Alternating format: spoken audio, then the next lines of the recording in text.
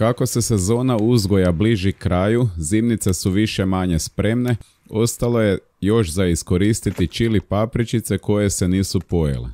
Jedan od načina kako mi volimo iskoristiti papričice je dehidracija i mljevenje u prah ili izrada ljutih umaka. Da ne duljim sa uvodom, krenimo u postupak izrade čili umaka.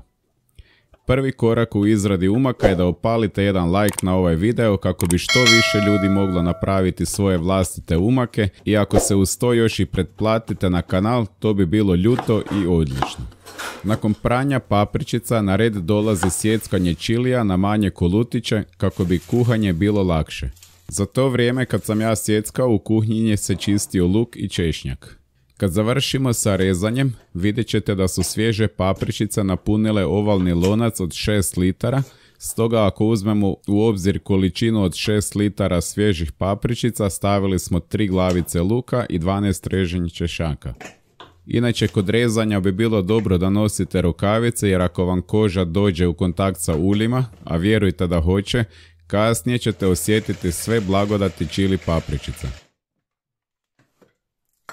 Luk je blenderom nasjeckan na sitne komadiće, dok smo za češnjak koristili ovaj ručni blender koji radi na procesu potezanja špagice.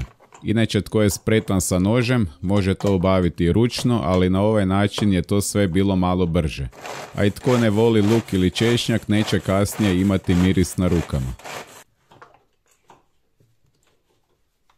Nakon što su luk i češnjak bili spremni, ja sam završavao rezanje papričica i mogli smo krenuti u onaj zanimljiviji dio, a to je kuhanje umaka. U posudu stavljamo ulje i dodajemo nasjeckanog luka i narezane papričice. Sad dok naknadno gledam video, možda smo morali malo pričekati sa papričicama i lukom dok se ulje malo zagrije, iako je dobro i ovako, samo je postupak malo duže trajao.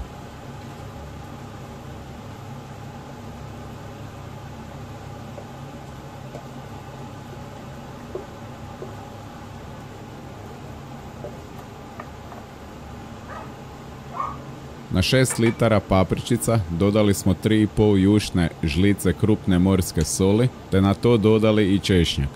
Netko ga voli prepržiti, mi smo sad radili na ovaj način.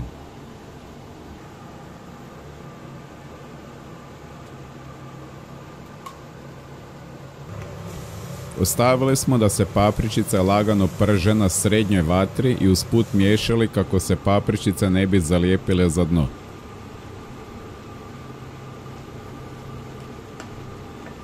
Kako su prženjem papričice pustile vodu i količina se spustila na otprilike pola posude, dodali smo 4 šalice vode.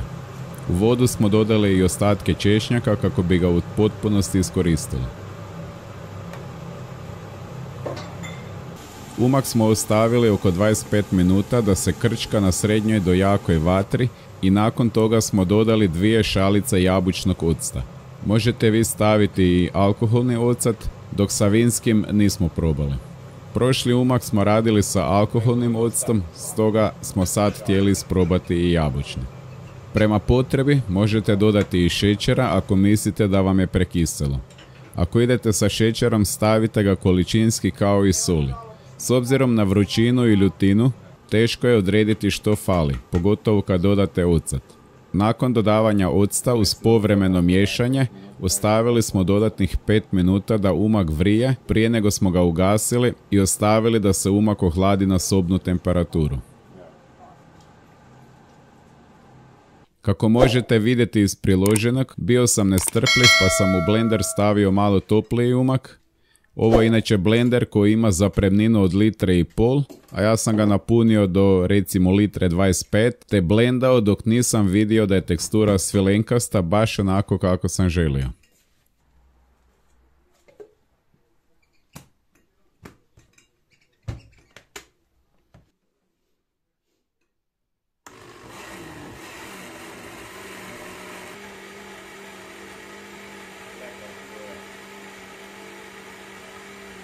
Kada ste zadovoljni sa teksturom, uzmite sterilizirane bočice i napunite ih po želji. Mi smo napunili ove 1 decilitar za svakodnevnu upotrebu, a napunili smo i neke veće flaše kako bi ga lakše čuvali pa po potrebi presipali u manje flašice. Nadam se da vam je ovaj video bio koristan i da ćete i vi moći izraditi vlastiti umak. Ako imate kakva pitanja, slobodno ih ostavite u komentaru, potrudit ću se odgovoriti na svako pitanje. Da samo znate kako je ovaj umak ispao ukrasan, odmah bi opalili jedan veliki like i pretplatili se na ovaj kanal. Na kraju, hvala vam na vašoj potpori i vidimo se u nekom novom videu. Lijep pozdrav!